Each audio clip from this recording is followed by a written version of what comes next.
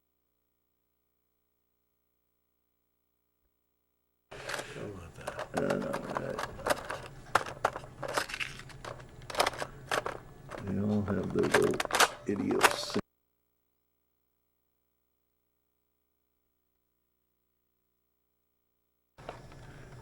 Now we're back in business here. Okay. And we had the, I had the honor a few years ago, when we were in Ottawa, contacted the Speaker of the House, and he invited us to come into the House, and we were up in what they call the Speaker's Gallery, and then he introduced us to the whole House of Commons, and we're the only Western regiment that's ever been into the House of Commons. Oh my. And so we had, the next day we had a big parade at the National War Memorial in Ottawa, and where we did our thing with the wreath laying and so on. So do you have representatives from all, how many of these are there in Canada, I guess? Which the... organization Or like regiments? yours, or do you represent the whole country? No, I just represent our regiment, South Alberta Regiment. Okay. Well, I don't know how many there are now, but I belong to another organization called the NCBA, which we deal with the government, National Council of Veterans Associations, and there's 58 associations in that association. All right. And that's an association that we deal with the Minister of Veterans Affairs and things like that. But we just have now the new Charter of Rights for Veterans, which spells out all the entitlements, not only for veterans of the Second World War, but particularly now with the Afghan and so on, where things are quite different as far as the veterans and pensions are concerned, with the amount of horrific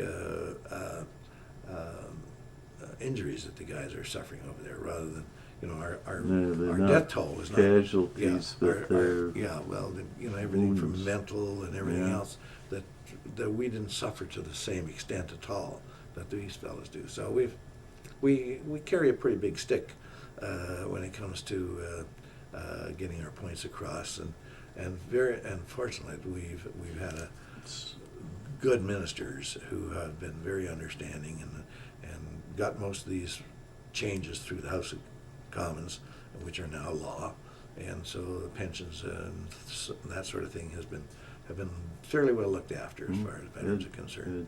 As a matter of fact, most of my work now with our association is looking after veterans' complaints and things with the department and so on. And so you have veterans not only from World War II, but that's right. All times. Right. Well, our regiment is still involved in Afghanistan, and of course we've got quite a number of those.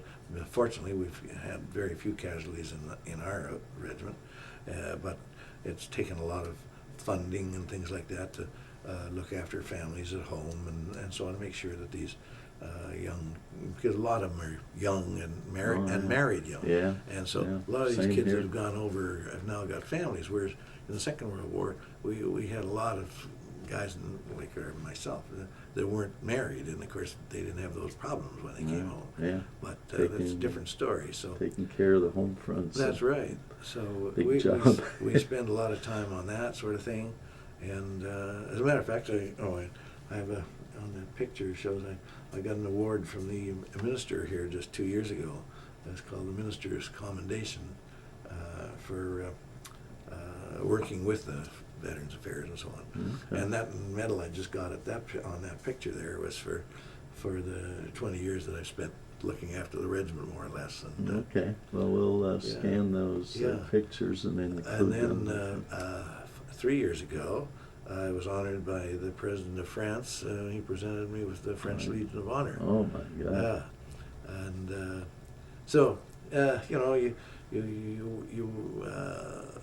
spend a lot of time doing things, and think you're not getting anywhere with some of these things, but really, some of it has really helped down the line.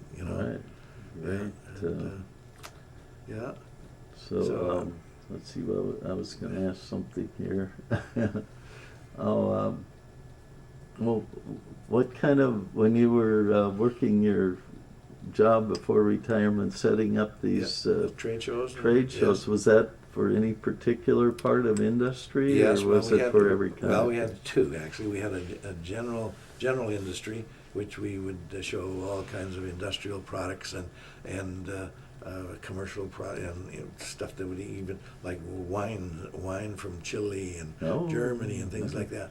Besides shoe manufacturing from Brazil, and then the other show was a oil show. We put on a big oil show, which was called Intercan, and it was strictly on oil equipment and so on, which was very, very big. Yeah, and it was and we I covered all of South America, all North America, and the Western Europe, and at the end I didn't put it on, but I did all the work for it for about 3 years, putting on the Russian show. Oh, yeah.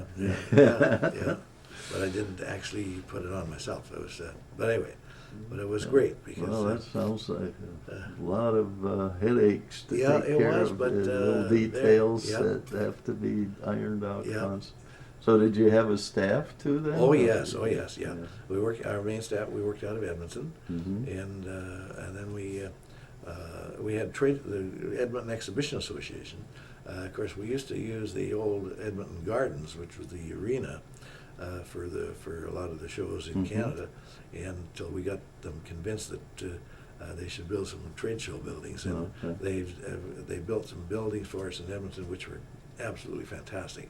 And now they've just gone through about $170 million refurbishing with new buildings and so on. Now the largest trade show buildings in all of Canada, I think. All started from our little two-bit outfit. Wow, that's great. Yeah. So how about the language barriers? Did you have a bunch of people that spoke different languages? Yes. Yeah, we did, because we did our brochures and stuff. We did in 7 languages. Yeah. And but strangely enough, in the trade end, when you're dealing with different countries, you're dealing with most people that have a section that is strictly English speaking. Like the trade, most of the trade commissioners, if they don't themselves, a good portion of their staffs do. So it didn't matter whether you were dealing with I guess maybe the toughest one of all was the Chinese. And we had a terrible time getting along with them. As a matter of fact, what we ended up doing was going into Chinatown in Edmonton and getting some of the more prominent merchants to come and give us a hand. And but that was the only way we could get along with them, because they had a few interpreters, but their interpreters were totally useless to us. Well, they were taught English in China. They didn't pick up all these little nuances that we have. We had some great experiences, I'll tell you. Well, when arranging the Russian show, we had what years was that would this be about before? 1988. Before the breakup. And a whole bunch of Russian engineers where the heck were they? Anyway, we had convinced them to come from Bastogne and come down to Edmonton to a big event, and that's when we made the big proposal to get them to do the show and so on. And you think you're fooling some of these people, and of course I was doing the emceeing and all that sort of thing and doing all the arranging. And we had the Minister of Economic Development from the provincial government, another one from the federal government, and the general manager of the Exhibition Association, and besides our president of the trade show company. And anyway, we were making presentations. I had things, plaques made up, one thing and another, that some from the government and some from our organization. And after it was all over, this commissar gets up there and he's starting to reply to all these presentations and so on. And so he's making all these presentations, and then he calls me up and he says, I know who does all the work around here. And he presented me with a beautifully hand-engraved vodka glass Oh, for my. pouring, you know. Yeah. Beautifully, beautifully done. Mm. But, you know, you think you're fooling some of these, oh, Kerry, you didn't fool this old Russian at all. No, the Russians they're pretty smart. Yeah, They're, and one of the things they wanted, and which we gave, or what? No, they did. Well, we did put it as a surprise. We took them to a hockey game, and of course they wanted to see Gretzky. oh. And so we had all the hockey signed. All the hockey sticks were signed with all the team, Messier, Gretzky, the whole kit. We loved them. Well, you know, you could have sold them anything at that stage. Yeah, right. Well, yeah, they appreciate it, but they do a good job of entertaining. Well, Oh, yeah, yeah. If you're in Russia, That's- business-wise, Yeah. of course you got to learn how to Oh yeah, oh yeah. handle the vodka. Yeah, that's right. Inevitable part of Yes. any Yeah. transaction or meeting is the Yeah, but you know, toasting. it's the same wherever you go. I think, you know, in all our trips to Europe, we had Prince Bernhard from the Netherlands, and he was at the Canadian Army headquarters where I met him towards the end of the war. And but his friend, his real friend, was our general.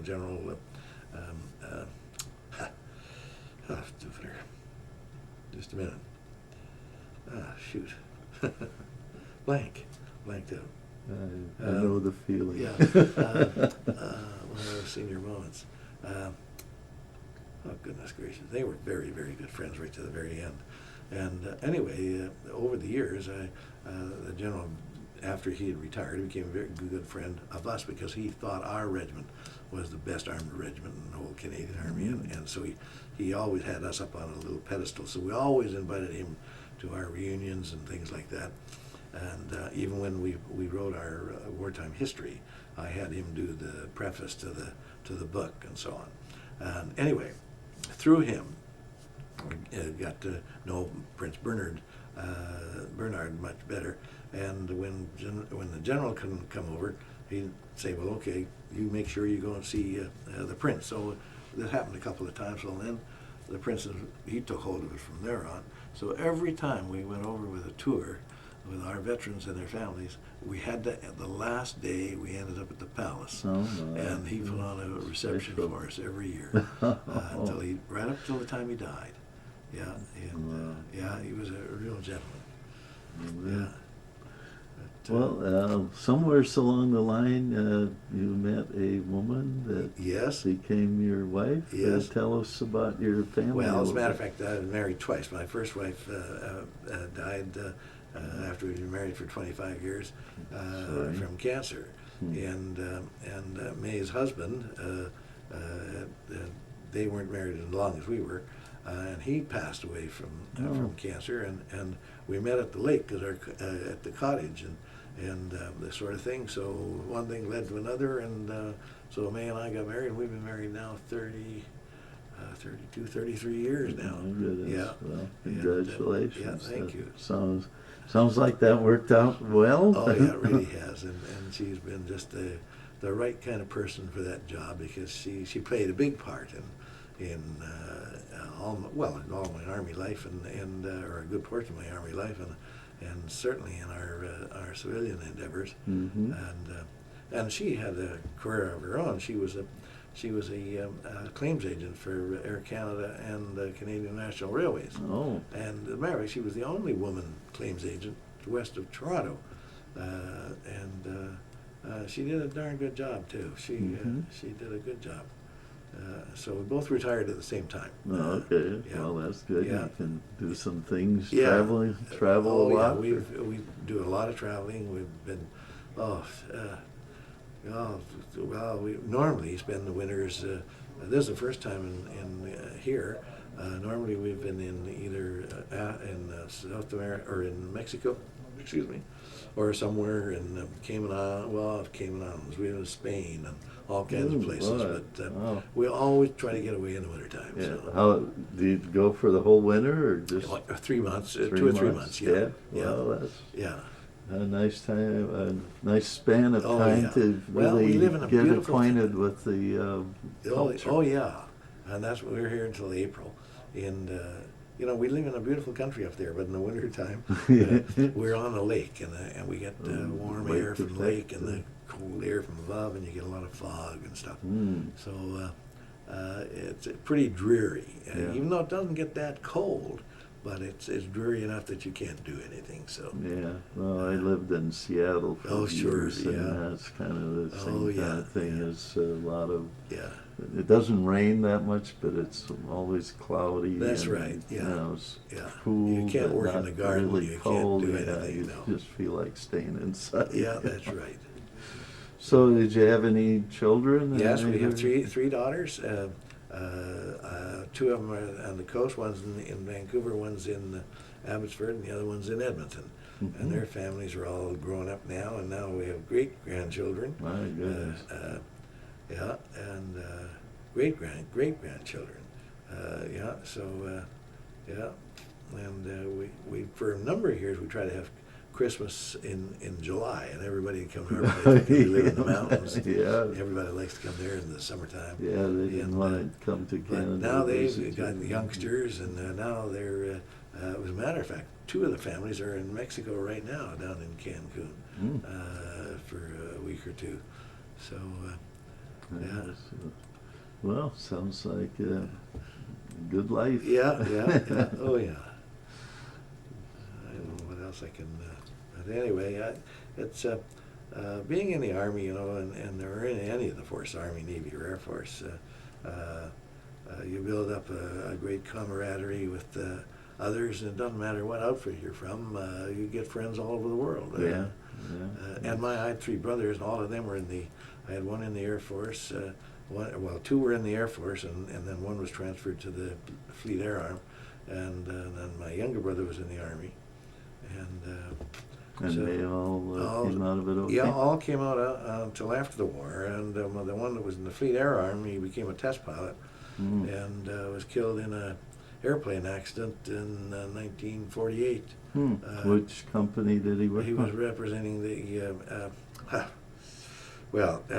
he was working for the Air Force, or for the outfit, the Winter Experimental. It was called the Winter Experimental Unit.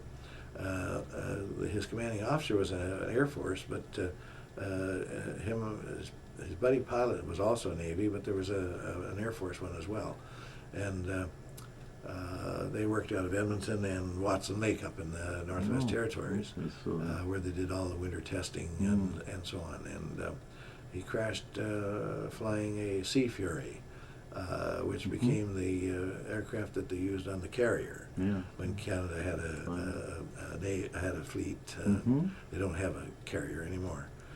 They went from the Warrior to the Magnificent, to the Bonaventure, and then they built a new one, the Maggie and the Magnificent, and then they found that they were spending, I think, something about 2/3 of their money on keeping a few airplanes in the air. Yeah. So they decided to do away with the Fleet Air Arm. So that was the end of that. Yeah. Yeah, these new airplanes and ships are Oh yeah. expensive. Oh. Yeah. Well, we're going through a big argument at home right now. The government has okayed a purchase of 68 new fighter planes. They've gone in cahoots with the Americans and Brits, and who else? I think there's 4 of them involved in this new aircraft. Oh, the F-35? I guess that The is Lockheed? it. Is that it? Yeah. Yeah. And of course, there's a big argument going on in our parliament right now because of the outlay of, I forget how many billions, 16. I forget how many billions. It's pricey. Yeah, it's pricey as all get up. But anybody with any common sense tells you that it's the right thing to do right now. And they're talking about this outlay. Well, of course, it's not going to happen tomorrow. It takes years for this thing to be spread out produced. over time. And then on top of that, each country has got an opportunity to have so many different segments going for the building of it. And then this is what I think a lot of people cannot see is. Yeah, well, I worked at Lockheed for a while. Oh, did you? And, yeah, I know that spread out over a number of countries. Oh, yeah. And, they all have their input Sure. and production to Yeah, right. you know, So bring they it about. put people So, to work as well as, yeah. yeah. So Anyway, so that, that's the argument that'll be going on for the next few months, I'm sure. Yeah. Well, I don't know what's going to happen in the U.S., but there may be that kind of arguments too, because you know, they're saying, well, you know, we're going to cut everything except the military. Yeah, And, yeah. so I expect some people are going to say, Oh, wait a minute. Oh, yeah, well, that's what we had to have happened back in those Trudeau years, and he decimated the armed forces, and it's taken us all this time to, we're in better shape now. We're in better shape now than Canada has ever been since the war, and with good equipment too. Mm-hmm. And boy, I don't think people will let it slide back again. I hope not, anyway. Well, what is the Canadian economy? Is that? Oh, we're in good shape. We're in good shape. Dollar yesterday, it was over the American dollar yesterday. Uh-huh. Yeah. We've got, they've done fabulously well. That particular thing, though, doesn't help us, having our money more, because that makes our exports that much more expensive to ship out. But anyway, that's another story. But no, they've done a good job in the stimulus program that they put on. You know, they put on a tremendous stimulus program to get industry and municipalities busy doing everything from building bridges and whatnot. And our economy is good. Our banking system is, they say, and not by just Canadians, an international thing. They say Canada has probably got the best monetary system going. So that part is good. Maybe we need to send some people up there. Well, you know, that's the thing I don't understand. Why countries don't cooperate more in things that work. Yeah, you know, that would be nice. Yeah, why don't they get together when something is successful? It's too much of the not built here thing. We can do it in the war. We can do it in wartime, and yet when it comes to peacetime, we fall apart. That's right. Yeah, it's a strange thing. But yeah, no, they've got a lot more people back to work. There's still a lot of people out of work. We're not over the hump yet, but we're in pretty good shape. Pretty good shape. Good. Yeah. Okay. Any other? Gee, I can't think. I'm sure I'll think of a dozen things afterwards. Okay. But anyway, I think I told you everything that I can think of right now. Well, it sounds like you've really had an interesting life and a big impact on your country. Yeah. And I'd sure like to thank you for spending some time with us and for your service to Canada, I guess, Well, and thank to you very the much. help that they've given us Yep. throughout history. Thank you very much. I appreciate it being here, and I'm amazed at your museum. It's a beautiful. I haven't been into an aircraft museum like this anywhere. Well, we try to keep it unique. Yeah, we're working to make it even better. Yeah. Well, I want to thank you very much for having me. Okay.